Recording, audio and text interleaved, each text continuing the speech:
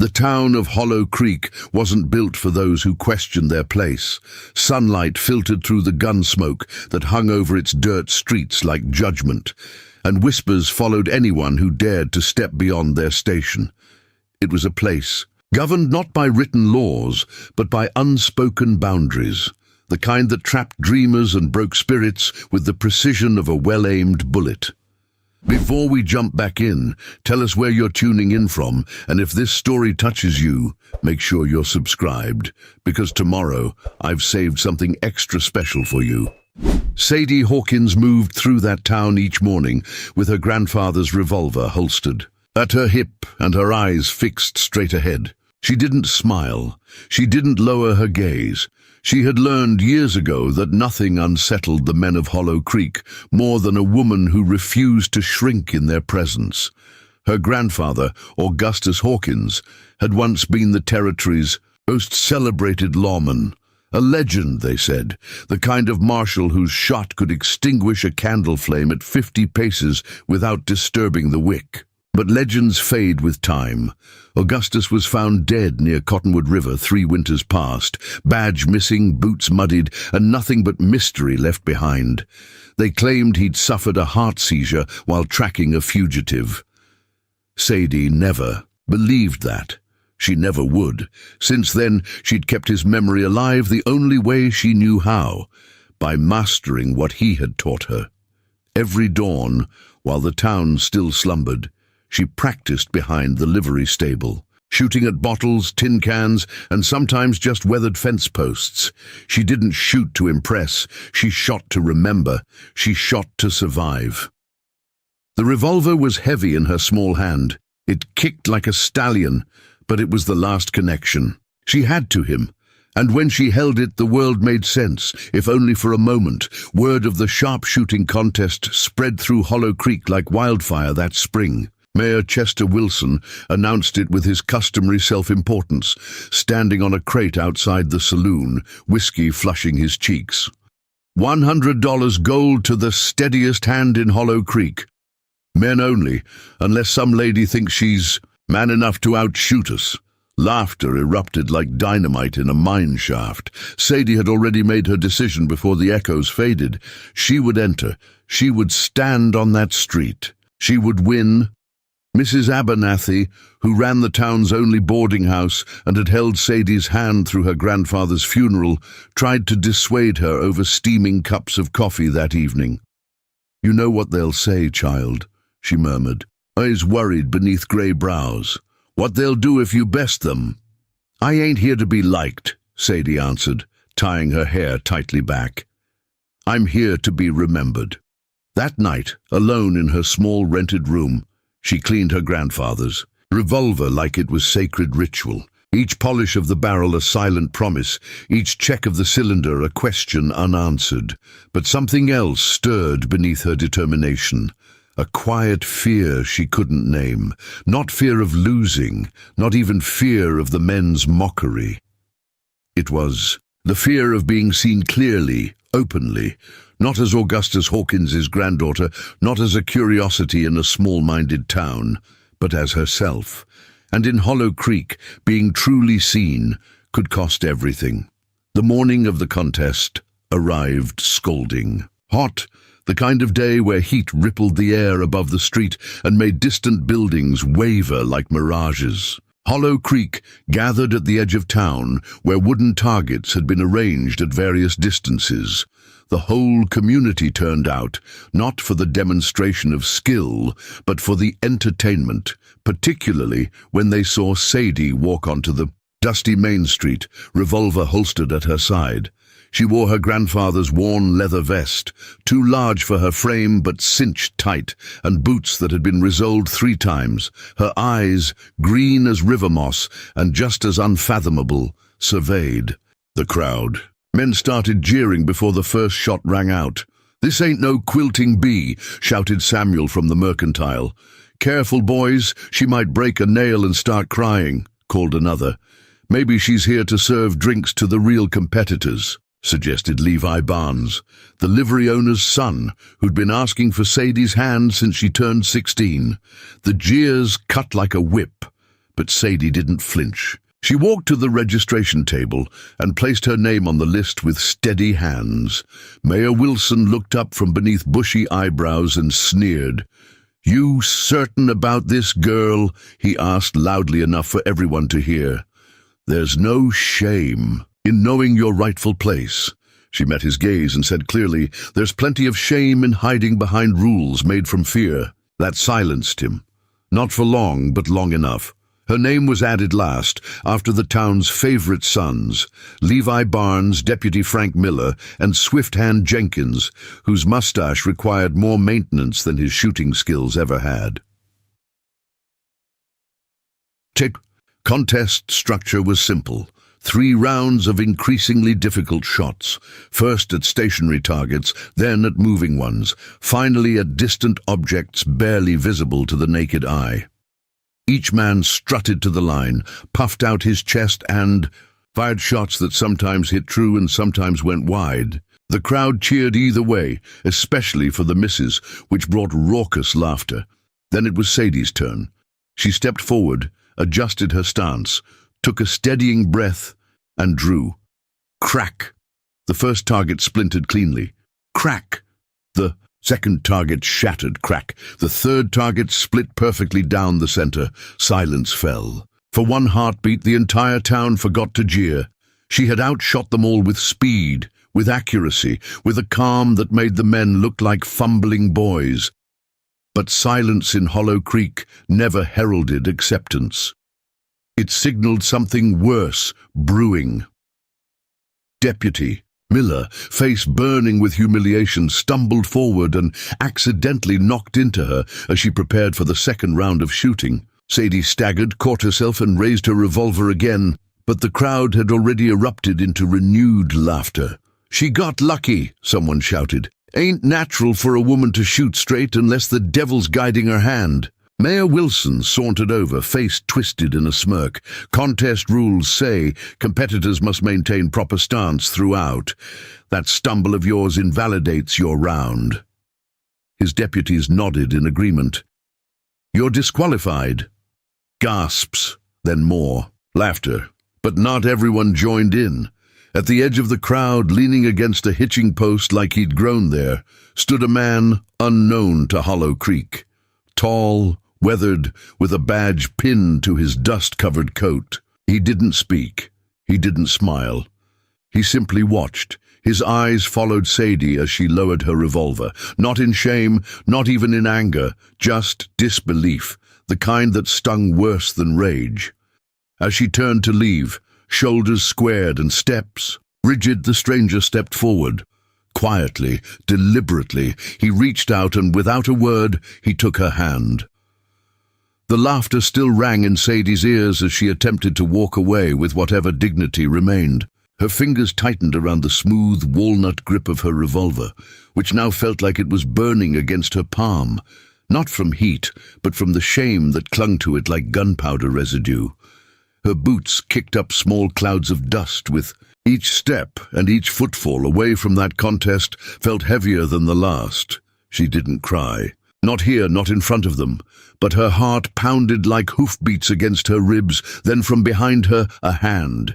It came not with force but with certainty, deliberate, steady, and unexpected. She turned just enough to see him, the stranger, with the badge, the one who hadn't moved throughout the entire contest, the one no one seemed to recognize. His gloved hand reached for hers. She didn't understand what was happening until his calloused fingers closed around her own. Not roughly, not hesitantly, just with quiet assurance. He didn't speak, not yet, but his eyes met hers with a steadiness that calmed the dust devils of her thoughts. There was no pity in his gaze, no mockery, just a clear recognition that somehow, cut deeper than all the words thrown at her back, the crowd fell silent again, this time from confusion rather than shock. "Who in tarnation is that?" someone whispered near the water trough. "Looks like trouble wearing a badge. Ain't that the Marshal they sent from the territorial office?" "Marshal Callahan," Mayor Wilson muttered under his breath, watching the two figures like a hawk, eyes a snake. Preparing and narrating this story took us a lot of time, so if you are enjoying it, subscribe to our channel. It means a lot to us now. Back to the story. Been asking questions around the county these past weeks. Keeps to himself. They say he was Augustus Hawkins's partner years back.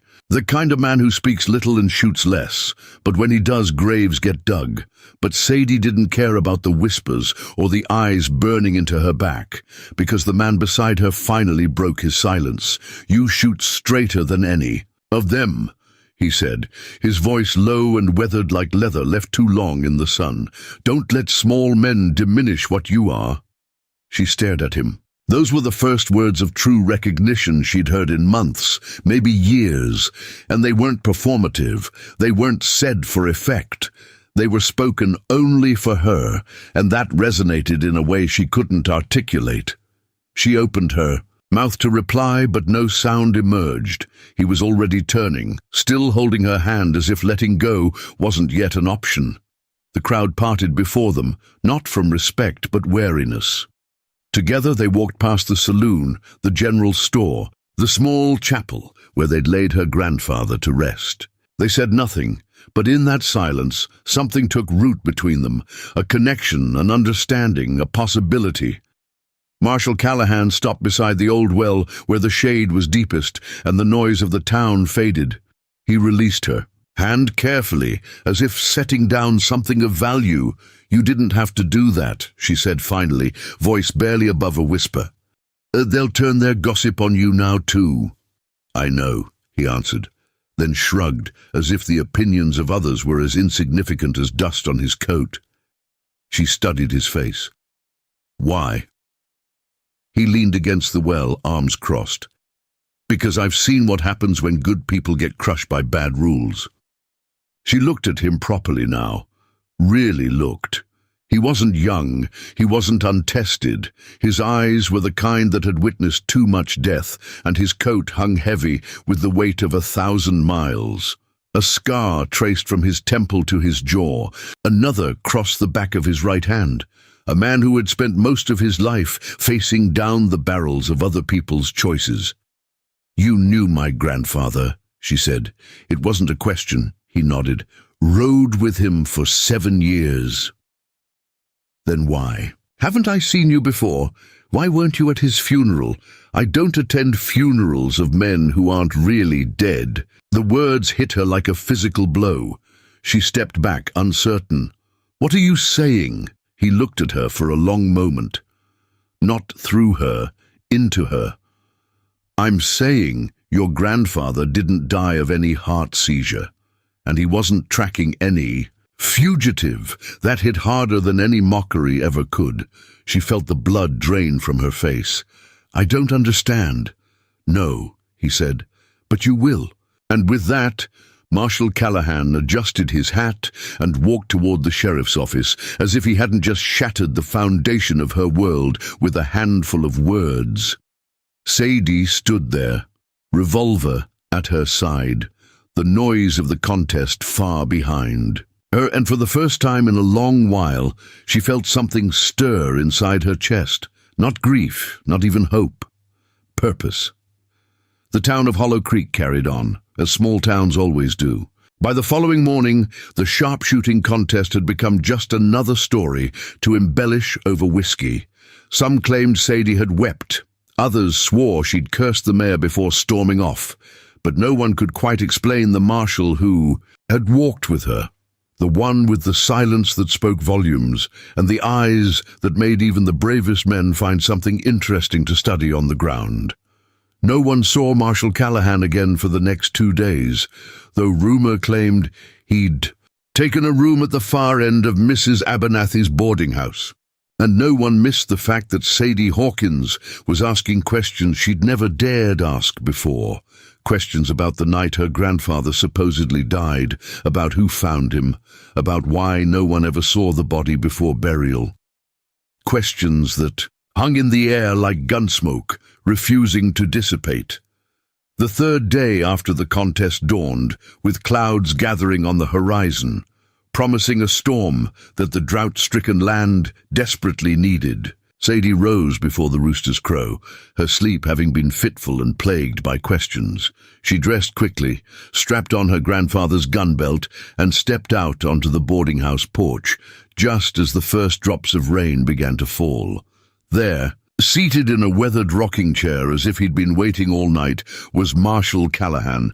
His hat rested on his knee, and his eyes were fixed on the approaching storm. He didn't turn when she appeared, but she knew he was aware of her presence. "You've been asking questions," he said, voice barely audible above the distant thunder. Sadie leaned against the porch rail, studying his profile. "Seems only fair since you dropped a bombshell on me and then disappeared." Wasn't disappearing, was watching. Watching what? Who came looking nervous when you started asking about your grandfather? The rain intensified, drumming against the roof. Sadie took a seat in the chair beside him, her patience wearing thin. "Are you going to tell me what you know, or should I keep guessing?" Callahan turned to her then, his eyes revealing more emotion than she'd seen previously. "Your grandfather was working on something dangerous when he died, something that certain people would kill to keep quiet."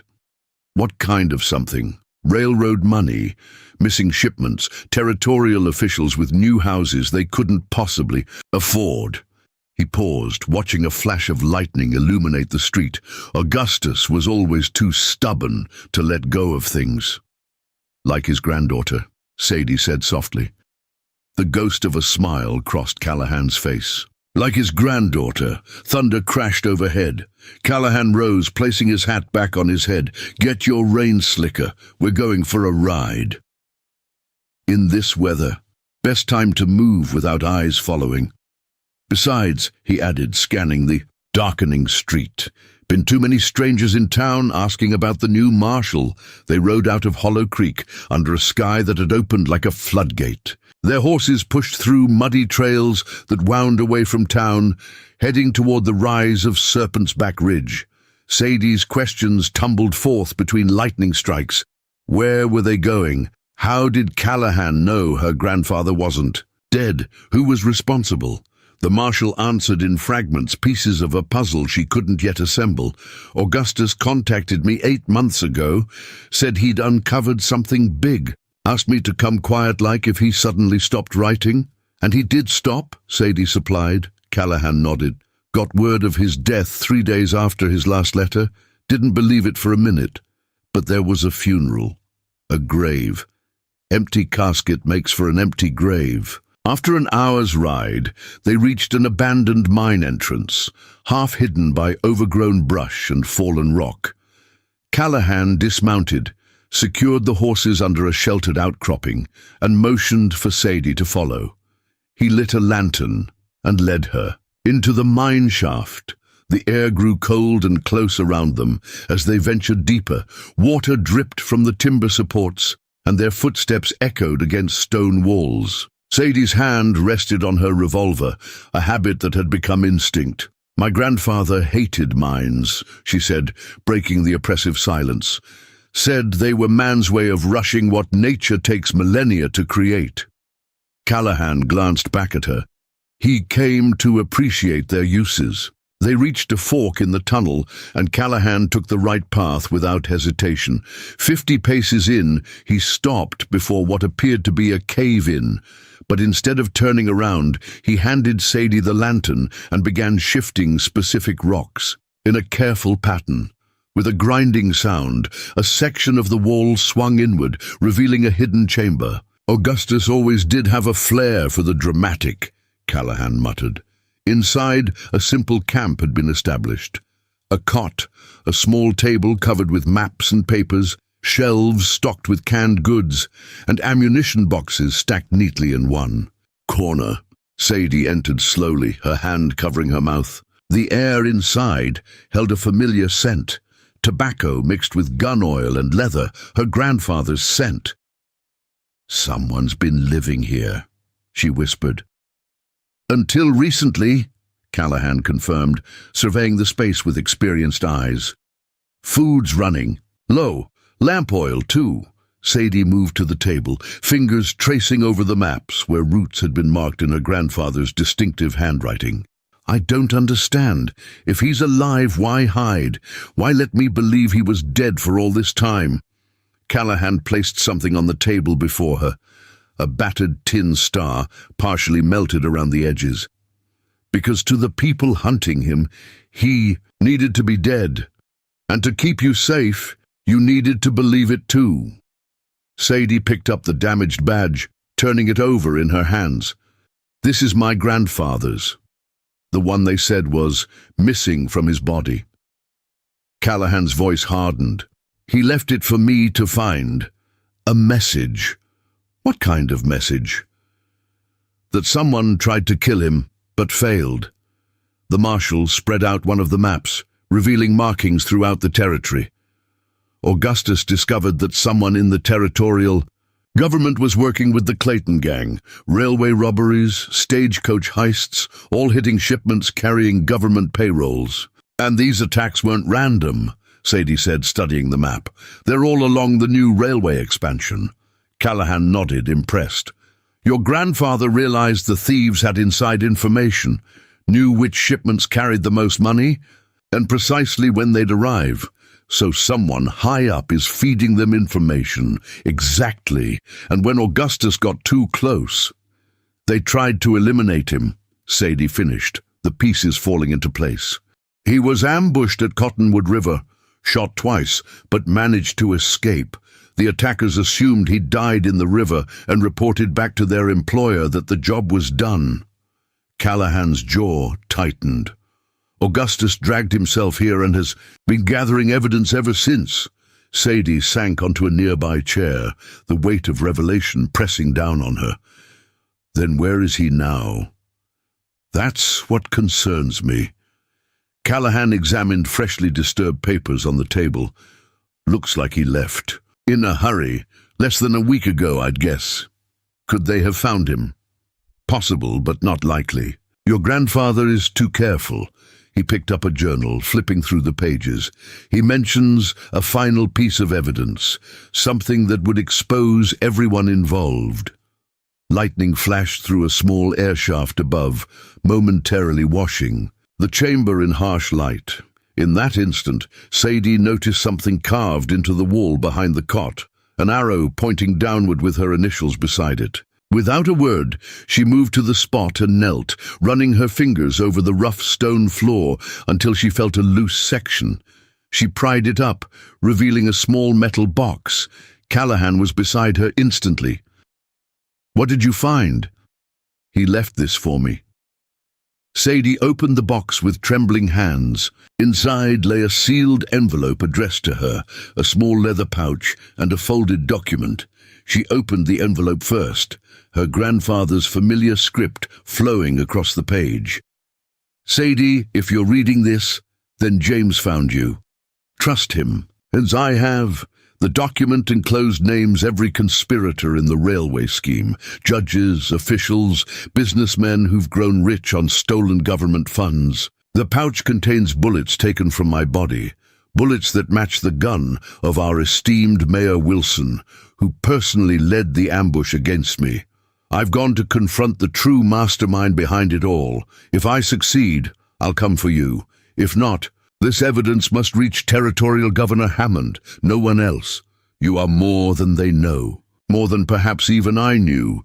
Your mother's blood runs in your veins, as well as mine, and she was the finest sharpshooter the territory ever saw, a secret she kept to protect herself in a world that fears capable women. With all my love, Augustus Sadie. Read the letter twice, her heart pounding against her ribs. My mother was a sharpshooter, Callahan nodded. The legendary Phantom Jane. Your grandfather never told you because she'd made him promise not to. After she died from fever, he honored that promise. But why keep it secret? Because Jane Hawkins wasn't just any sharpshooter. She was the only witness to a massacre 15 years ago, when several government officials ordered the slaughter of a peaceful settlement to clear land for the railway. Callahan's expression darkened. They'd been hunting any connection to her ever since. If they knew her daughter was alive and asking questions, They'd come for me too. Sadie unfolded, the document scanning the names listed. Her breath caught. Deputy Miller is on here, and Judge Thornton, half the town council, and at the top, Regional Railway Commissioner Edward Montgomery. The governor's brother-in-law, Sadie whispered. A sudden crash from deeper in the tunnel jerked them to attention. Callahan extinguished the lantern immediately, plunging them into darkness. Someone followed us, he whispered, drawing his revolver. Sadie tucked the evidence into her vest, her own gun already in hand. How? We were careful. This conspiracy runs deep, eyes everywhere. He guided her toward a narrow crevice at the back of the chamber. There's another way out through here. Your grandfather showed me years ago. They squeezed through the opening just as voices echoed from the main tunnel, rough, unfamiliar, and determined. Callahan led her through a twisted passage that climbed steadily upward, the only light coming from occasional fissures in the rock ceiling. The storm continued to rage outside, masking their movements with crashes of thunder. After what seemed like an eternity of blind scrambling, they emerged onto a narrow ledge halfway up Serpent's Back Ridge. Rain lashed at them as they pressed themselves against the cliff face. Below, they could see 3 riders securing their horses near the mine entrance. Clayton's men, Callahan muttered. We need to move. Their horses were lost to them now, still tethered at the main entrance. They would have to proceed on foot through the downpour. Callahan pointed toward a dense copse of pines about half a mile distant. Head there, stay low. I'll be right behind you. Sadie hesitated. We should stay together. I need to see who's leading them. Go, now. Reluctantly, she began making her way across the ridge, keeping to rocky ground where their tracks would be washed away by the rain. The storm provided cover, but also made the terrain treacherous. Slick mud and loose stones threatened to send her tumbling with each step. She reached the pines and took shelter, shivering as she scanned the ridge for Callahan. Minutes passed, with no sign of him. Then suddenly a shot rang out, echoing across the valley. Then another, and another. Sadie's heart lurched. She drew her revolver and started back toward the mine, but froze when she heard voices approaching. 2 men, arguing, as they crashed through the underbrush below her position. Lost him in the rain. Boss ain't gonna be happy. At least we know they found something. Why else would that Marshal be protecting the Hawkins girl? Doesn't matter. Wilson wants them both dead by sundown. No loose ends. The men passed by, without spotting her. Sadie waited until they were out of earshot before continuing toward the mine, every sense alert for danger. The rain had begun to ease, making concealment more difficult. She found Callahan halfway down the ridge, propped against a boulder, his left arm dark with blood. "Thought I told you to wait in the trees," he grunted as she knelt beside him. "Seems I'm as bad at following orders as my grandfather." She examined his wound. A bullet had torn through his upper arm. Not life-threatening, but painful and bleeding freely. She tore a strip from her underskirt and bound it tightly. "Did you see who was leading them?" she asked as she worked. "Better. I heard them." His eyes met hers, grim with confirmation. "There, reporting directly to Wilson, and they mentioned Montgomery's arriving tonight." "The railway commissioner? Here in Hollow Creek?" "Emergency meeting at Wilson's house. Seems our poking around has them spooked." He winced as she tightened the bandage. "We need to get to the telegraph office in Silver Falls. It's our only chance of reaching the governor before they realize what evidence we have." Sadie helped him to his feet. "Silver Falls is 15 miles east. No way we can walk it before nightfall, especially with you wounded."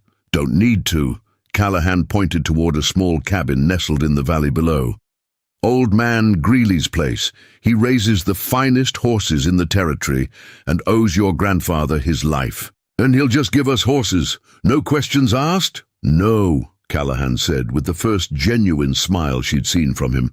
"He'll give them to Augustus Hawkins's granddaughter, The one who outshoots every man in Hollow Creek.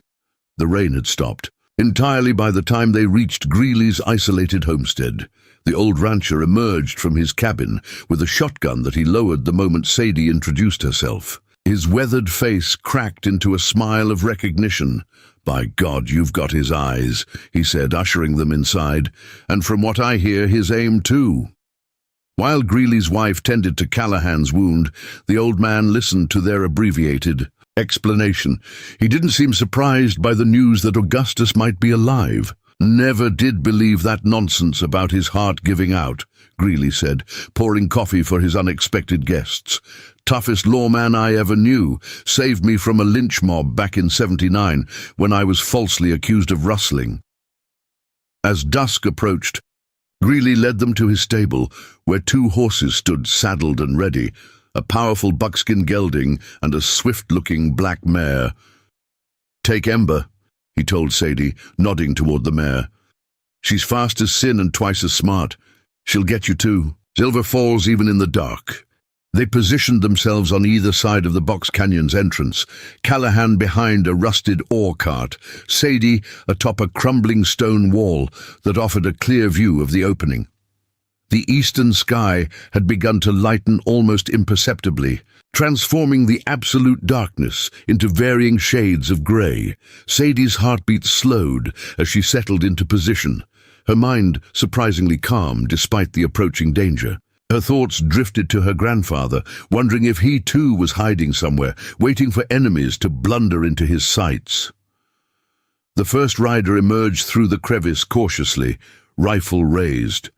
Callahan's voice broke the stillness. "That's far enough." The rider froze, then slowly raised his hands. "No need for bloodshed, Marshal. We're just delivering a message from Mayor Wilson." "Seem awfully well armed for messengers," Callahan observed. 2 more men squeezed through the opening, spreading out to flank the first.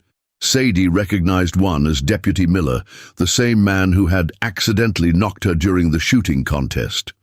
"The mayor is mighty concerned about you filling Miss Hawkins's head with lies," Miller called out, eyes scanning the canyon, but failing to locate Sadie's position.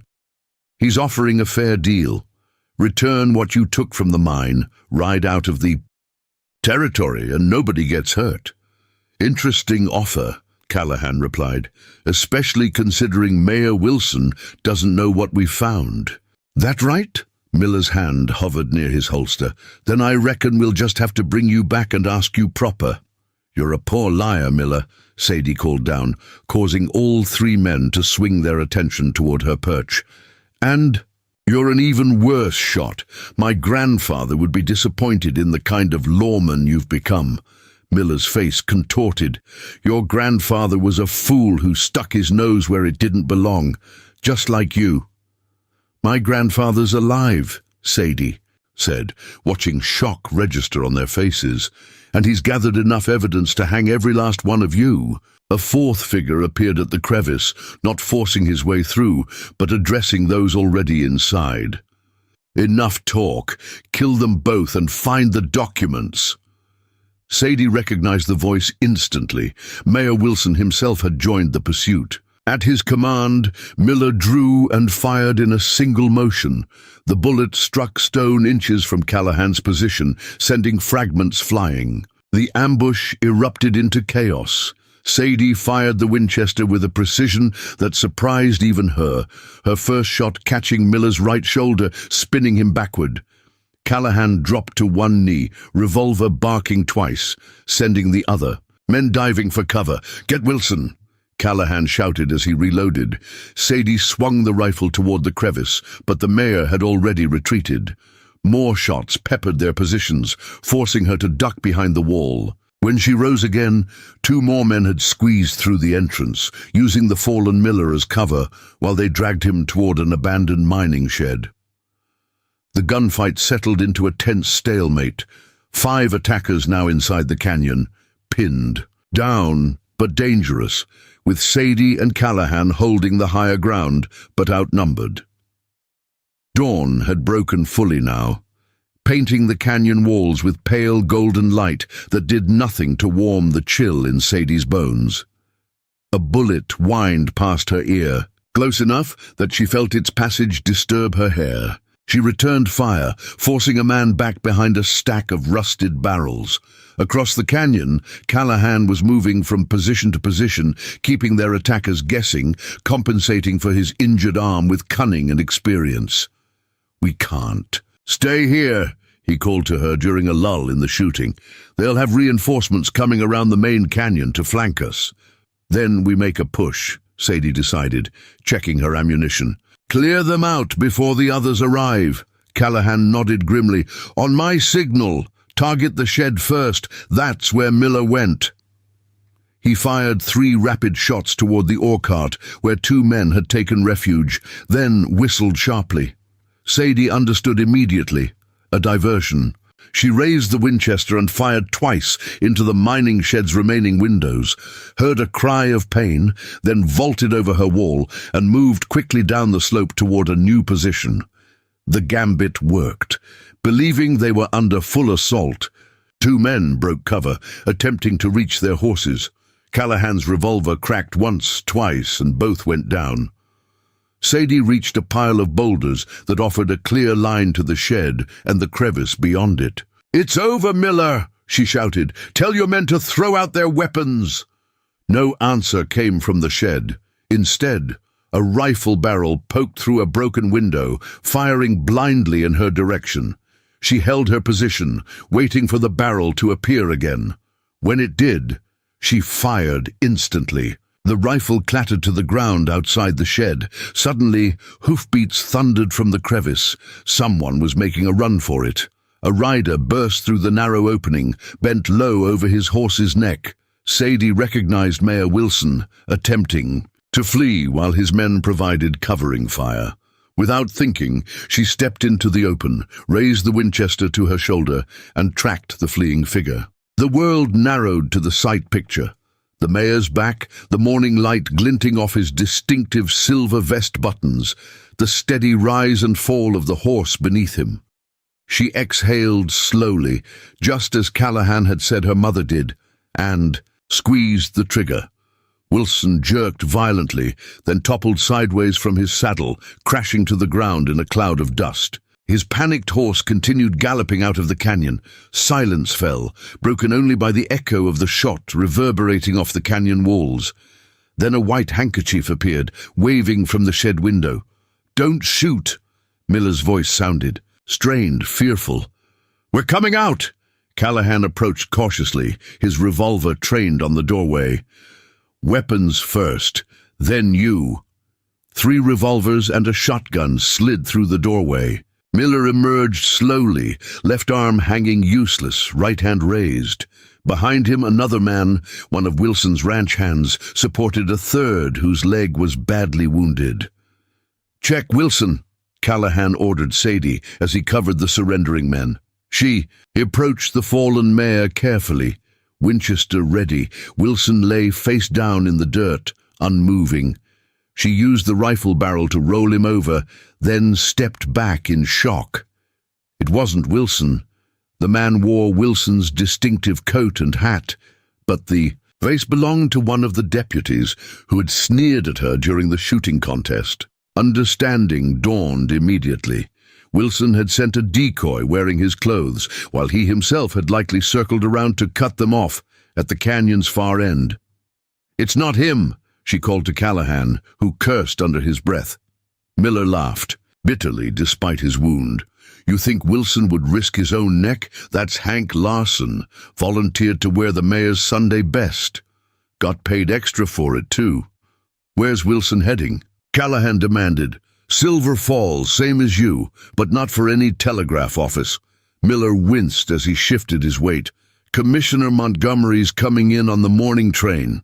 Once Wilson tells him what you found, they'll burn every piece of evidence and bury anyone connected to it." Sadie felt cold dread settling in her stomach. "What time does the train arrive?" 9 o'clock. You'll never make it in time." Miller's bloodless lips curled into a smile. "And even if you did, who'd believe you? The word of a girl and a washed-up marshal against the commissioner and the most respected mayor in the territory?"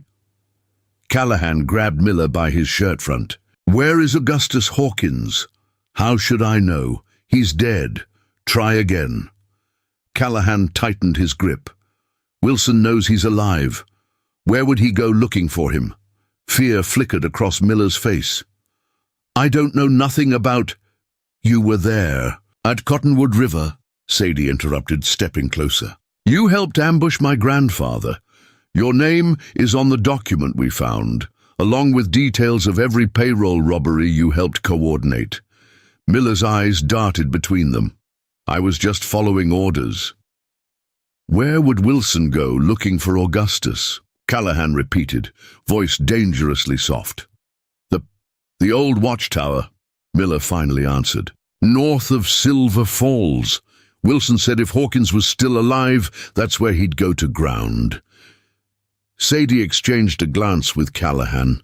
The watchtower had been her grandfather's favorite spot in the territory, a place he'd taken her as a child, to watch eagles soar above the valley. If you're lying, Callahan began. I ain't, I swear. Miller's face had gone ashen from blood loss. What are you going to do with us? Callahan released him with a disgusted shove. Tie them up. We'll send someone back for them when we reach Silver Falls.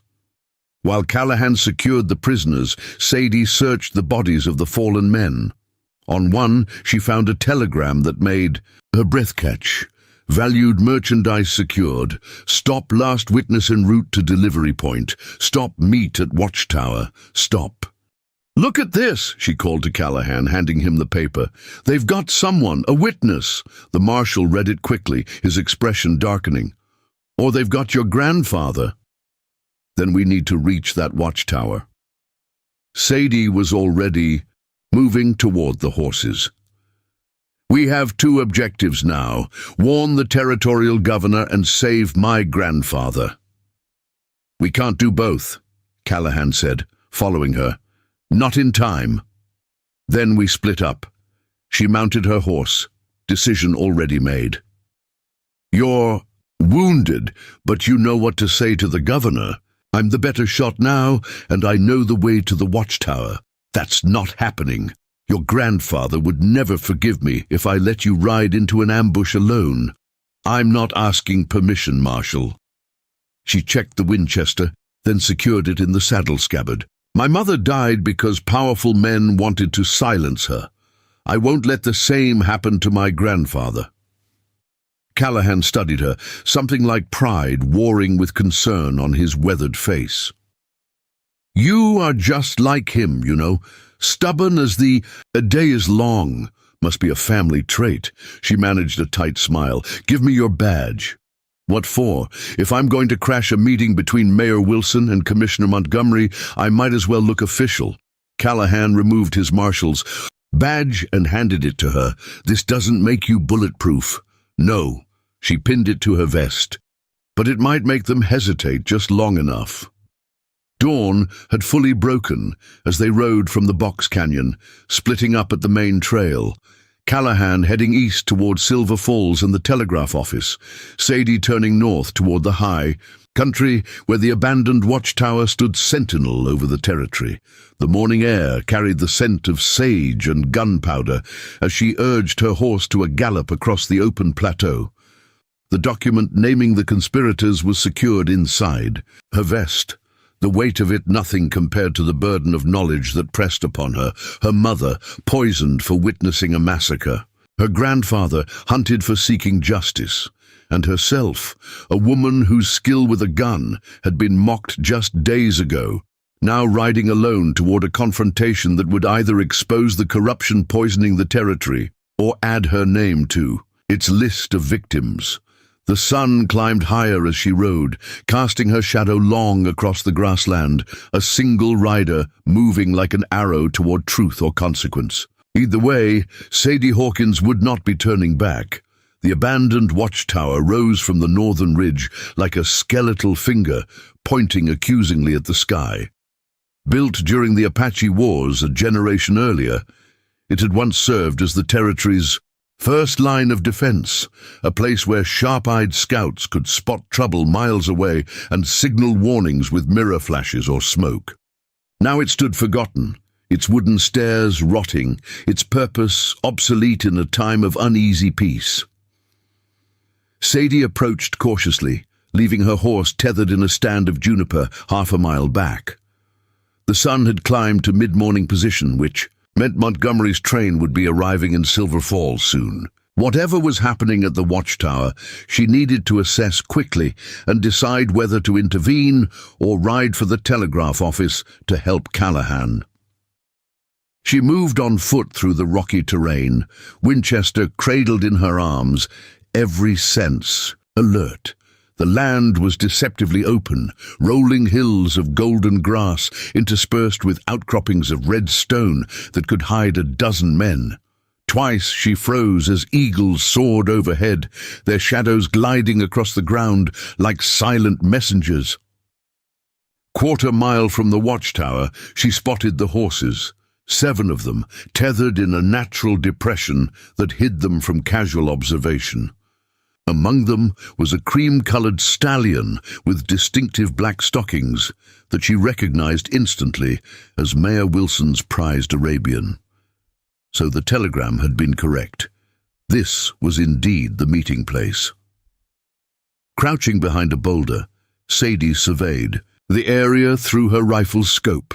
2 men stood guard outside the watchtower's base, enforcers by the look of them, with the hard eyes and scarred knuckles of men who solved problems with violence. The tower itself rose 60 feet, with an enclosed observation platform at the top. A crude rope and plank elevator system hung alongside it, currently positioned at ground level. There was no clear way to approach unseen. This had been a watchtower for a reason. It commanded views in all directions. Her only advantage was that no one would be expecting a lone woman to mount an assault. Sadie settled deeper into her position, considering options. A frontal attack was suicide. Waiting for nightfall would mean arriving too late to help her grandfather, if indeed he was inside. She needed a distraction. Her eyes fell on the horses again, and the beginnings of a plan formed in her mind. Carefully, she worked her way in a wide loop until she was positioned near the animals, approaching from downwind to avoid spooking them. The guards' attention remained fixed outward, never suspecting threat would come from a direction their superiors' horses already occupied. Sadie removed her bandana and secured it around the loading lever of the Winchester, soaking it with a few precious drops from her canteen. Then she withdrew her grandfather's revolver, checked its cylinder, and waited for a passing cloud to mute the sun's brightness. When the moment came, she struck a match and touched it to the damp bandana. It didn't flame, but began to smoke heavily, a trick her grandfather had taught her for signaling in the wilderness. With a sharp slap to the nearest horse's flank, she sent the animal bolting through the others, creating instant chaos as 7 horses scattered in multiple directions. The guards reacted predictably, rushing to reclaim the valuable mounts. Sadie seized the opportunity, sprinting low through the grass toward the tower's blind side. She reached the base unseen and pressed herself against the sun-warmed wood, listening intently. Voices drifted down from above.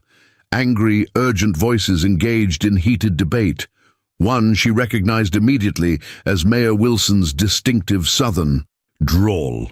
Another spoke with the clipped precision of formal education, Montgomery, she presumed. But it was the third voice that froze her blood, weak but defiant, a voice she'd believed silenced forever. Her grandfather was alive, and he was up there. The elevator presented too obvious a target. Instead, Sadie located the maintenance ladder. Little, more than metal rungs hammered into the tower's frame, many rusted or missing entirely. She slung the rifle across her back, holstered her revolver, and began to climb, testing each rung before trusting it with her weight. Halfway up, she heard hoofbeats approaching, a lone rider galloping toward the tower. Through a gap in the wooden slats, she glimpsed a man in a fine suit astride a lathered horse. He dismounted in a fluid motion that spoke of military training and addressed the guards who had managed to recapture only 3 of the scattered horses. "Where is Commissioner Montgomery?" the newcomer demanded, his accent marking him as Eastern educated. Upstairs with the mayor and the prisoner, one guard answered. They're expecting you, Judge Thornton. Sadie's grip tightened on the ladder. Judge Thornton, the territorial circuit judge, whose name appeared prominently in the conspiracy document. Another piece falling into place. The judge disappeared inside the tower's base as Sadie continued her precarious ascent. The voices above grew clearer as she neared the platform. Cannot afford any further delays, Montgomery was saying, his tone imperious. The governor expects a full report by week's end, and the railway investors are growing nervous about these persistent security issues affecting their shipments. My men are searching for them now, Wilson responded. The girl can't have gone far, not with a wounded Marshal in tow. You assured me this situation was contained, Wilson. The Seud Commissioner's voice dripped with contempt. First, you failed to eliminate Hawkins properly, and now his granddaughter and a federal marshal are in possession of sensitive documents. I've sent men to every telegraph office within 50 miles, Wilson countered. They won't be able to contact the governor. They won't need to. This was her grandfather's voice, strained but resolute. When Marshal Callahan fails to report in, the federal office will send investigators. Your entire operation will be exposed. A sharp sound, flesh striking flesh, followed by Montgomery's cold voice. You've been a persistent thorn, Hawkins. One I should have removed years ago when we silenced your wife. Jane was worth 10 of you, Augustus growled, and our daughter is smarter than all of us combined. Sadie reached the platform's edge, peering through a gap in the floorboards. 4 men occupied the space above.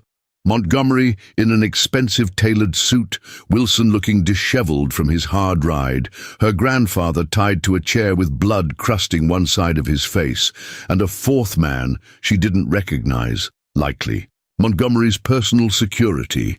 She waited, gathering intelligence and catching her breath as Judge Thornton entered through the trapdoor. The documents weren't at her boarding house, Thornton announced without preamble. We've searched everywhere.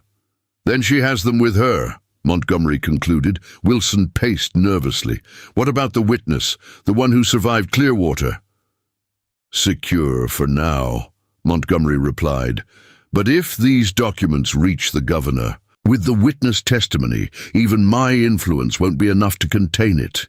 Then we eliminate the final obstacles, Thornton said coldly. The girl, the Marshal, and we complete what should have been finished with Hawkins 3 years ago. And how do you propose we find them? Wilson demanded. They could be anywhere between here and the territorial capital by now. A thin smile crossed Montgomery's face. They'll come to us, or rather, to him. He gestured toward Augustus. The girl clearly inherited her grandfather's sentimentality along with his stubbornness. Sadie had heard enough. She withdrew the Winchester from her back, counted her remaining ammunition, and took a steadying breath. 5 armed men against 1 woman. The odds were poor, but surprise and higher ground would help even them somewhat. She crept around the platform's exterior to position herself near a window, then launched her assault with a single, precisely aimed shot. The bullet shattered a lantern hanging above the men, sending glass and flaming oil cascading down. In the resulting confusion, she swung through the window, rifle raised. "Nobody move," she commanded, her voice carrying the same authority she'd heard in Callahan's. "Hands where I can see them." The men froze. Recognition and shock registered on multiple faces. "Sadie," her grandfather breathed, eyes widening. "No, you shouldn't have." "Enough," she cut him off, keeping the rifle trained on Montgomery, clearly the most dangerous of the group. "You men are under arrest for conspiracy, corruption, theft of government funds, and the murder of Jane Hawkins." Wilson recovered first, his politician's smoothness taking over. "Now, Miss Hawkins, I understand you're upset, but these are serious. Accusations against respected officials. Whatever your grandfather told you, save it, Wilson." She withdrew Callahan's badge with her free hand. I have all the evidence I need right here and in the documents currently en route to Governor Hammond. With a wounded Marshal who may not reach his destination, Montgomery observed calmly, seemingly unperturbed by the rifle aimed at his chest. You've made a grave miscalculation, young woman. The only miscalculation was yours, Sadie replied.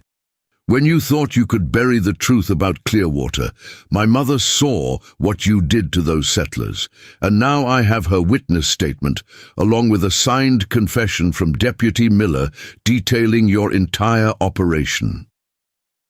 This was a bluff. Miller had confessed to nothing in writing, but the mention of her mother and Clearwater had the desired effect. Montgomery's composed facade cracked for an instant, revealing genuine alarm. Thornton moved subtly toward a shotgun leaning against the wall. Sadie immediately adjusted her aim. Touch that, and I'll put a hole through you where your conscience should be, Judge. Augustus Hawkins watched his granddaughter with a mixture of pride and terror. Sadie, these men won't hesitate to kill you. You need to go, now. Not without you, grandfather. Her tone brooked no argument.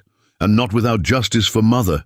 Jane died of fever, Wilson insisted, though his eyes betrayed him. Jane Hawkins was poisoned on your orders, Sadie corrected, after she witnessed Montgomery ordering the massacre of 37 settlers to clear land for his railway interests. She turned her gaze to Montgomery directly. How much was that land worth, Commissioner? Was it worth my mother's life, the lives of those families? Montgomery's expression hardened.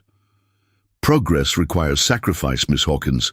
The territory needed that railway. The governor's office understood that, even if your mother and grandfather couldn't grasp the larger picture. The governor never authorized murder, Augustus said firmly. When he learns what you've done in his name, he'll do nothing, Montgomery interrupted. My sister is married to the governor. My family financed his campaign. You think he'll risk everything on the word of a discredited Marshal and his gun-toting granddaughter? Sadie kept the rifle steady, despite her racing heart. Maybe not, but the federal authorities might be interested in why government payroll. Shipments keep getting robbed along routes that only top territorial officials know about. A tense silence fell over the tower platform. Through the open windows, Sadie could see the position of the sun, approaching noon. By now, Callahan would either have reached the telegraph office or been intercepted. Either way, she was on her own. Montgomery's security man had been slowly inching his hand toward his holster throughout the conversation.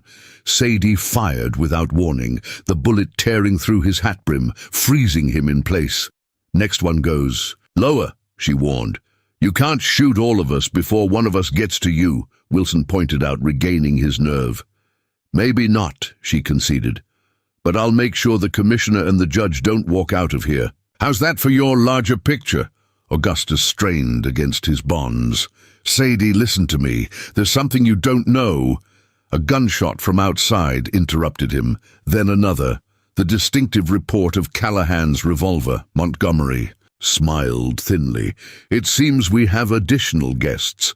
Sadie's mind raced. Callahan should have been in Silver Falls by now, unless something had gone wrong, or unless he'd never intended to go there at all. Her momentary distraction was all the opportunity Montgomery's man needed. He lunged for her, crossing the distance with surprising speed. Sadie fired, striking him in the shoulder, but his momentum carried him forward. They crashed to the floor, the Winchester spinning from her grasp. Chaos erupted. Wilson dove for cover as Augustus kicked out with his bound legs, toppling his chair to create an obstacle. Thornton grabbed the shotgun while Montgomery withdrew a small derringer from his vest pocket. Sadie fought with desperate intensity, driving her knee into her attacker's wounded shoulder. He howled, but maintained his grip, pinning her gun arm. With her free hand, she clawed for her grandfather's revolver, fingers closing around the grip, just as Montgomery took aim with his derringer. A thunderous shot shook the tower, but not from Sadie's weapon or Montgomery's. The trapdoor exploded upward, and Marshal Callahan emerged like an avenging spirit, blood-stained but very much alive, revolvers in both hands. "Federal Marshal," he announced unnecessarily. "Everyone down!" Montgomery swung toward this new threat. Sadie seized the moment to smash her revolver against her attacker's temple, finally freeing herself. Shots erupted from multiple directions at once, Callahan firing at Thornton, Montgomery's derringer discharging, Wilson scrambling for a fallen pistol. Through the chaos, Sadie crawled toward her grandfather, using the overturned chair as cover. A bullet splintered wood inches from her head. Another punch through the floor beside her. She reached Augustus and worked frantically at his bonds. "You came back," he whispered, eyes bright with unshed tears. "Never left you, not really," she replied, sawing through the ropes with a knife from her boot. "Just took me a while to find you." Callahan had driven Thornton and Wilson behind an overturned table, but Montgomery was moving toward the elevator, using the smoke and confusion as cover. As Augustus's bonds fell away, Sadie grabbed her fallen Winchester and swung it toward the fleeing commissioner. "Stop right there," she commanded. Montgomery turned slowly, derringer still in hand. "You won't shoot an unarmed man, Miss Hawkins. You're too much like your grandfather, bound by a code that men like me will always exploit." "I'm more like my mother than you realize," Sadie countered, and she wouldn't hesitate to stop the man who ordered her death. Montgomery's eyes narrowed as he assessed her resolve. Whatever he saw there made him reconsider. His arm tensed, preparing to raise the derringer. 3 shots rang out simultaneously. Sadie's bullet struck Montgomery's shoulder, spinning him toward the open elevator shaft. Callahan's shot hit him squarely in the chest. But it was Augustus Hawkins's bullet, fired from his granddaughter's revolver, that struck the final blow, directly through the heart of the man who had destroyed his family. Montgomery toppled backward, into the empty shaft, his body crashing down the full height of the tower with a series of sickening impacts. In the sudden silence that followed, Thornton and Wilson stared in shock, then slowly raised their hands in surrender. "It's over," Callahan said, blood seeping through his bandaged arm. "Federal agents are on their way from Silver Falls. Seems the telegraph operator there is an old friend of Augustus." Sadie helped her grandfather to his feet, supporting him as his legs threatened to buckle after hours bound to the chair. "How did you know to come here instead of going to Silver Falls?" Callahan holstered one revolver, keeping the other trained on the surrendering men. "Because I know your grandfather, and I knew he'd raised you to be just as stubborn and reckless as he is. Figured one of you would need saving."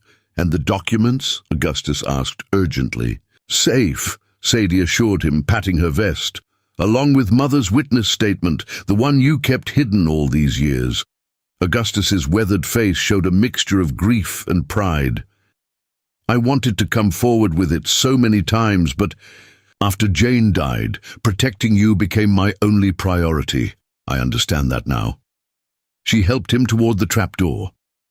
But some truths refuse to stay buried, no matter how deep we try to hide them.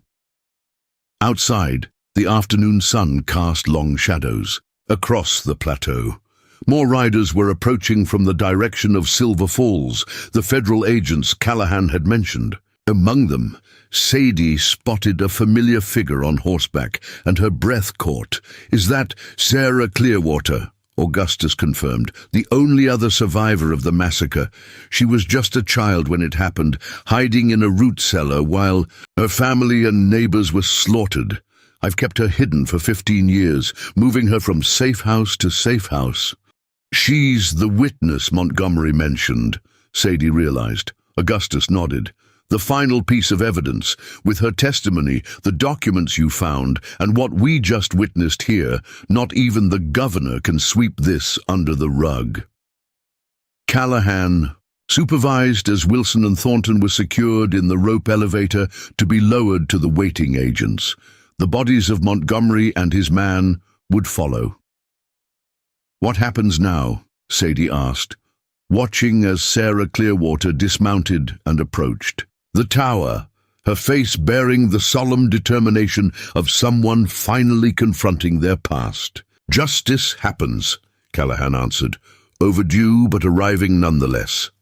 Augustus squeezed his granddaughter's shoulder. "And after that, we rebuild. The territory deserves honest leadership for a change." Sadie thought of Hollow Creek, of the shooting contest that now seemed to have happened in another lifetime, of the jeers and mockery that had once cut so deeply. "Will you go back to being a marshal?" she asked her grandfather. He shook his head. "Those days are behind me. Though I hear the governor will be needing a new commissioner once this scandal breaks." A smile tugged at his lips. "And that commissioner will need advisors who know the territory's true needs." "What about you, Sadie?" Callahan asked, genuine curiosity in his voice. "Now that the truth is out, what will you do?" She looked out across the rolling grasslands toward distant mountains, then down at the marshal's badge still pinned to her vest. Her mother's Winchester rested comfortably in her hands, no longer feeling like borrowed legacy, but rightfully hers. "I think," she said slowly, "there's a need for someone who can hit what they aim at, someone who won't back down when the odds are stacked against them." She turned to her grandfather. "Someone who remembers that justice isn't just about laws written on paper, but about standing up for those who can't stand up for themselves." Augustus Hawkins looked at his granddaughter. No longer the child he'd tried to shield from harsh realities, but a woman who had faced those realities and remained unbowed. In her, he saw echoes of Jane's determination, his own sense of justice, and something entirely her own, a fierce clarity that would serve her well in whatever path she chose. The territory could use a new kind of marshal, he suggested. One who doesn't need to hide her skill or her name. Sadie Hawkins, once mocked at a shooting contest, stood tall in the afternoon light. Whatever came next, badge or no badge, official title or not, she had found her true aim. And like her mother before her, her shot would fly straight and true. 3 months passed like a slow-moving river, carrying away the debris of long-hidden secrets and washing clean the banks of justice. Autumn painted the territory in golds and crimsons as changes swept through the regional government faster than the turning leaves. Commissioner Montgomery's death and the subsequent investigation had exposed corruption so deeply rooted that nearly a third of territorial officials now awaited trial. Mayor Wilson and Judge Thornton had struck deals for lighter sentences in exchange for testimony that implicated dozens more. Sadie Hawkins stood on the newly constructed platform at Hollow Creek's railway station, watching as the quarterly payroll train pulled safely into town, the third consecutive shipment to arrive without incident since the cleanup began. The badge on her vest caught the morning sunlight, still unfamiliar enough that she occasionally found herself touching it to confirm its reality. "Deputy Hawkins," called a voice behind her, "telegraph came for you." She turned to find young Jamie Porter, the station manager's son, holding out a yellow paper. At 15, he gazed at her with undisguised admiration, the same look she now received from many of Hollow Creek's younger women, who had begun practicing with their father's rifles in the fields outside town. "Much obliged, Jamie." She accepted the telegram, noting the Silver Falls origin stamp, her grandfather's weekly update most likely. Augustus had declined the governor's offer of a commissioner position, instead accepting an advisory role that allowed him to help select his former adversary's replacement, a reform-minded lawyer from Kansas who had prosecuted railway barons rather than serving them. The message was brief but significant. Witness testimonies complete. Stop all charges filed against remaining conspirators. Stop. Sarah sends regards. Stop returning tomorrow on afternoon train. Stop. Sadie folded the telegram and tucked it into her vest pocket. Sarah Clearwater's testimony had proven crucial, her childhood memories of the massacre providing details that only someone present could have known. Though still haunted by those events, Sarah had found purpose in ensuring justice was finally served. She and Augustus had formed a bond through their shared determination, spending long hours helping prosecutors build airtight cases against Montgomery's former allies. The payroll guards descended from the train, nodding respectfully as they passed Sadie. Their captain, a grizzled veteran named Hargrove, touched his hat brim. "All secure, Deputy. 4 strongboxes for the Territorial Bank. Marshal Callahan sends his regards from Fort Smith." "How's his arm healing?" she inquired. "Says it aches when rain's coming, but otherwise good as new." Hargrove grinned. "Though, he claims his shooting's even better now that you gave him those pointers." Sadie smiled at that.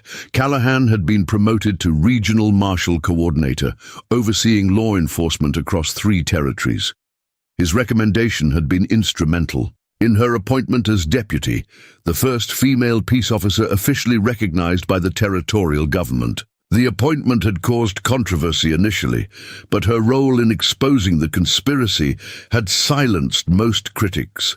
Those who still objected learned quickly that she could outshoot any man who challenged her authority.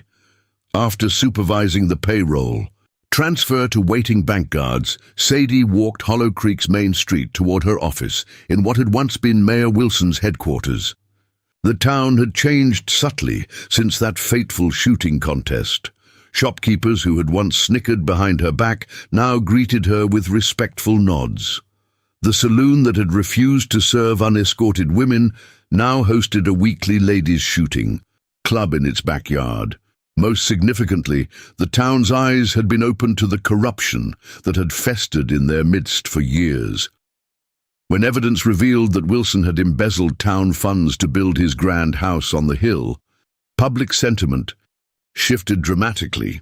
The house now served as a school, with particular emphasis on education for girls, a project Sadie had championed using her mother's recovered estate funds. She paused outside the general store, where Mrs. Abernathy stood arranging a window display. The older woman waved her inside.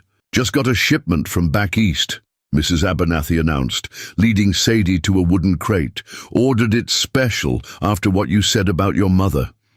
Inside the crate lay a custom-made shooting outfit, practical split skirts, reinforced, jacket with ammunition loops, and a tooled leather gun belt sized for a woman's frame. The craftsmanship was exquisite. "Mrs. Abernathy, this is—" Sadie ran her fingers over the supple leather. "Proper tools for proper work," the older woman said firmly. "Your mother would have wanted you to have the right equipment. No more wearing your grandfather's oversized vest."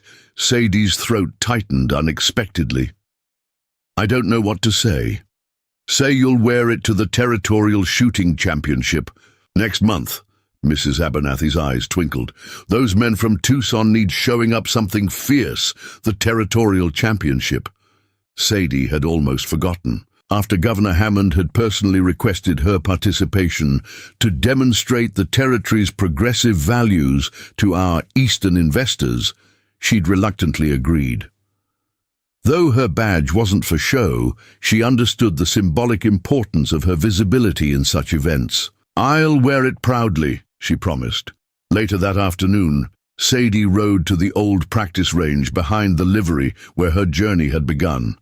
The wooden targets had been replaced with proper metal ones that rang satisfyingly when struck. Several children watched from a safe distance as she drew her grandfather's revolver, now officially hers, and fired 6 rapid shots that clustered at the center of the farthest target. "That's even better than yesterday, Miss Hawkins," called 8-year-old Emma Davis, whose pigtails bounced with excitement. "Will you show me how to fan the hammer again?" "Another time, Emma," Sadie answered, holstering the weapon. "Remember what I taught you all about firearms? They ain't toys," chorused the children. "They're tools for protection and providing, not for showing off." "That's right," Sadie nodded approvingly. "Now who can tell me the 4 rules of handling a firearm?" As the children recited the safety rules she'd drilled into them, Sadie reflected on how differently Hollow Creek treated its daughters now. These girls wouldn't grow up believing their gender determined their capabilities. They might not all choose to shoot or ride or wear badges, but they would know such choices existed. That evening, she wrote in her journal by lamplight, another habit inherited from her grandfather, who had documented his investigations meticulously. The journal served multiple purposes: official record, personal reflection, and legacy for whatever future might hold. October 15, 1886, grandfather returns tomorrow. The conspiracy trials proceed well, with Sarah's testimony proving decisive in securing indictments against the remaining officials. The governor has announced reforms to prevent such corruption from taking root again, though only time will tell if words become action. Marshal Callahan writes that similar investigations have begun in neighboring territories, suggesting the corruption spread further than even we suspected. He's requested my assistance with a particular case that may connect to ours, though he remains deliberately vague in his communications. A habit I find both prudent and frustrating. The people of Hollow Creek continue their adjustment to having a woman as deputy. Some still mutter when I enter the saloon on official business. Others have embraced the change with surprising enthusiasm. Levi Barnes, who once mocked me at the shooting contest, now asks my opinion on legal matters with genuine respect. People can change when their eyes are opened. I visit Mother's grave weekly, telling her of the justice finally secured in her name. While nothing can bring her back, there is some comfort in knowing her sacrifice wasn't in vain. The truth she died protecting has finally come to light. The shooting championship approaches. Unlike the contest that started this journey, I enter this one not to prove my worth to others, but to represent something larger than myself. Every young girl who sees a woman compete as an equal carries that image forward into her own future.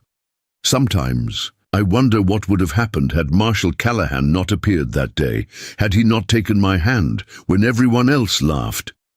Would I have found another path to the truth? I believe I would have, though perhaps at greater cost. Some destinies find us regardless of the route.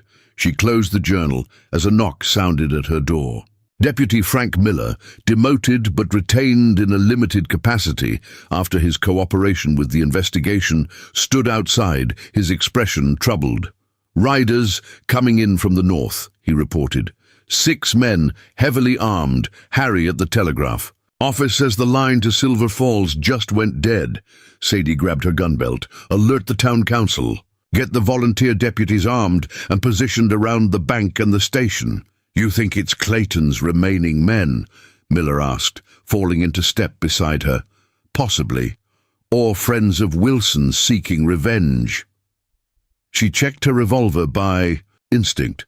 Either way, they picked the wrong day and the wrong town. Word spread quickly through Hollow Creek. Shopkeepers locked their doors, families moved to second stories or cellars, and the Volunteer Peace Committee, established after Wilson's arrest, took up defensive positions throughout town. Unlike 3 months ago, Hollow Creek now stood united, with Sadie Hawkins coordinating its defense. She positioned herself on the roof of the general store, Winchester at the ready, as the riders approached at a measured pace down the main street. Their leader was a broad-shouldered man with a scar bisecting his left cheek, his duster concealing what Sadie's experienced eye recognized as a shotgun holster. "That's Decker," Miller whispered from his position one rooftop over. "Clayton's. Lieutenant, the one who got away during the Silver Falls bank robbery last spring." "I see him," Sadie replied quietly. "Hold position unless they make the first move."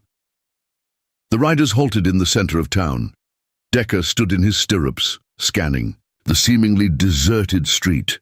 "We're looking for Sadie Hawkins," he called out, voice carrying in the tense silence. "Send her out and nobody else gets hurt." Sadie signaled to her deputies to hold their fire, then stood, rifle clearly visible. "I'm Deputy Hawkins. State your business or ride on." Decker's head snapped up, surprise registering briefly before his face settled into a smirk. So the rumors are true. They really did give a badge to Hawkins' girl. What do you want, Decker? She kept her tone level, professional. Justice for my men. Your grandfather and that Marshal sent 15 of Clayton's gang to prison, 3 more to the gallows. They sent themselves there by robbing federal shipments and murdering guards, Sadie corrected. Now I'll ask once more. Ride on or state legitimate business? Decker's hand moved subtly toward his concealed shotgun. My business is settling scores. Clayton was paid good money by Montgomery to hit those shipments. Now Montgomery's dead, Wilson's in prison, and my boys are swinging while the real criminals in the territorial office get deals. The law treats robbery and murder differently than corruption, Sadie explained, though she knew reasoning was likely futile. Every man who pulled a trigger or stole government funds will face justice. Including Augustus Hawkins, Decker challenged. Word is he walked away clean despite taking justice into his own hands. My grandfather has answered for his actions before the Territorial Review Board, Sadie replied. Now I won't ask again. Ride on or face arrest. Tension crackled in the air like heat lightning. Decker's men shifted in their saddles, hands hovering near weapons. For a moment, violence seemed inevitable. Then an unexpected voice rang out from the far end of the street. I'd consider the deputy's offer carefully, Mr. Decker.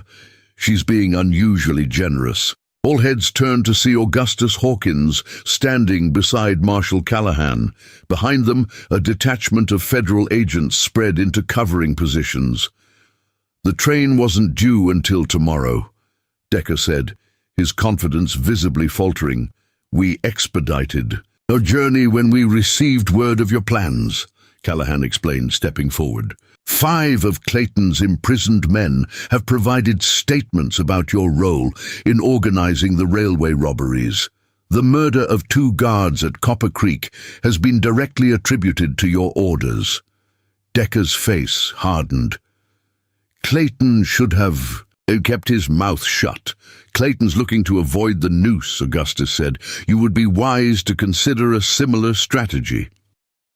For a breathless moment, Decker weighed his options, eyes darting between the forces surrounding him. Sadie kept her rifle trained steadily on his chest, knowing his decision balanced on a knife's edge. Slowly, deliberately, Decker raised his hands. Looks like you win this round, Hawkins. All of you Hawkinses.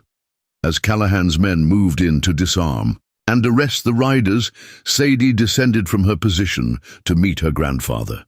Despite having seen him just a week earlier, the sight of Augustus Hawkins still triggered a profound wave of gratitude that he was truly alive.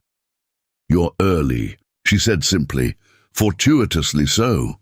He embraced her briefly, then stepped back to examine her with a critical eye. You organized the town's defense well. They responded to your leadership without question. They've learned I can hit what I aim at, she replied with a hint of pride, both literally and figuratively. Later, after Decker and his men had been secured in the reinforced jail cells that had once held their victims, Augustus, Callahan, and Sadie gathered in her office. Sarah Clearwater joined them, her quiet strength a reminder of all that had been lost and gained in the pursuit of justice. The territorial reorganization is proceeding better than expected, Callahan reported, spreading a map across Sadie's new desk. New districts have been established with independent oversight for each. No single official can control regional operations as Montgomery did. And the railway? Sadie asked. Under new management, Augustus confirmed. Eastern investors were horrified by the Clearwater revelations. They've installed directors committed to ethical development. Sarah spoke up, her voice soft but firm. They've agreed to establish a memorial at Clearwater Crossing, and a portion of railway profits will fund schools for settlers' children throughout the territory. It's not enough, Sadie said, meeting Sarah's eyes with understanding. Nothing could be enough for what was taken from you. No, Sarah agreed, but it's a beginning, and beginnings matter. The conversation shifted to future plans. Callahan would return to Fort Smith after the Territorial Shooting Championship to oversee expanded federal operations. Augustus had been invited to Washington to advise on Western development policies. Sarah had accepted a teaching position at the new school in Hollow Creek, determined to shape young minds toward justice. "And you, Deputy Hawkins?" Callahan asked. "The territorial governor has mentioned interest in expanding your role. Special, investigator perhaps, or even marshal of a larger district." Sadie considered the offer, looking out her window at the town that had once mocked her and now looked to her for leadership. "Hollow Creek still needs stability. There's work to be done here first." Augustus nodded approvingly. "Building something is always harder than tearing it down. This town is fortunate to have you." As the meeting concluded and they prepared to depart, Sarah hung back, waiting until the men had left before approaching Sadie. "I wanted to give you this," she said, placing a small wooden box on the desk. "Your grandfather mentioned you never had any keepsakes of your mother." Inside the box lay a simple silver pendant in the shape of a 5-pointed star, worn smooth from years of handling. "Jane gave this to me the day she hid me in the root cellar," Sarah explained, eyes distant with memory. "Said it was her lucky star, and that it would keep me safe until she returned." Her voice caught briefly. "She never did, but the star worked. I survived." Sadie lifted the pendant carefully, feeling its weight, the physical connection to the mother she'd lost so young. "I can't take this. She gave it to you." "She would want her daughter to have it," Sarah insisted, "especially now that you wear a star of your own." Tears threatened, but Sadie contained them. "Thank you for this and for your courage in coming forward." "We both honor her memory in our own ways," Sarah said simply. "You with that badge, me with my testimony. Jane Hawkins lives on through both." The Territorial Shooting Championship arrived with the first frost of November.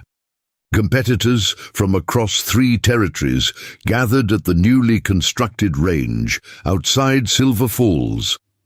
Unlike the informal contest in Hollow Creek that had started Sadie's journey, this was an official event with governors, railway executives, and newspaper reporters in attendance.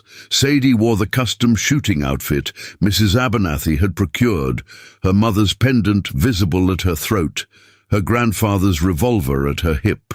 She noted the stares and whispers as she registered, some dismissive, others curious, a few openly hostile.